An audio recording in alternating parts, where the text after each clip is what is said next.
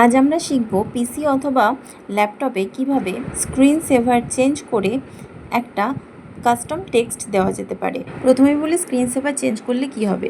তুমি যদি screen সেভারটা change করে দাও তাহলে তুমি যখন কম্পিউটারে কোনো কাজ করবে না তখন তুমি যে কাস্টম টেক্সট দিলে, সেট করে দিলে, সেই টেক্সটটা শো করবে। এর থেকে বোঝা যাবে যে কম্পিউটারটা শাটডাউন নেই।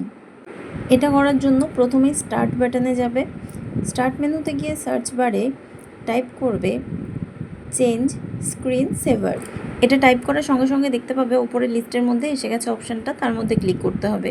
এরপর যে ডায়লগ বক্সটা খুলবে সেখান থেকে স্ক্রিন সেভার অপশানের নিচে লিস্টটা খুলতে হবে এবং 3D টেক্সট এই অপশানটা চুজ করে নিতে হবে।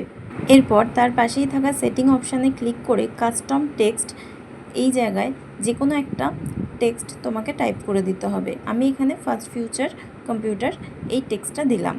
এরপর তুমি এখান থেকে ফন্ট চুজ করতে পারো। এখানে যা যা চেঞ্জেস আছে কালারও চেঞ্জ করতে পারো ইচ্ছে মতো, যদি করার হয় করতে পারো। আমি এখান থেকে শুধুমাত্র একটা ফন্ট চেঞ্জ করছি, করে ওকে করে দিচ্ছি।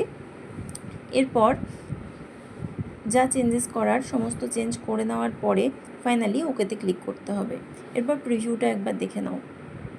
আমি যে সেটিং দিয়েছিলাম সেই অনুযায়ী এটা হলো তার আউটকাম। এরপর অ্যাপ্লাই এবং ওকেতে ক্লিক করতে হবে।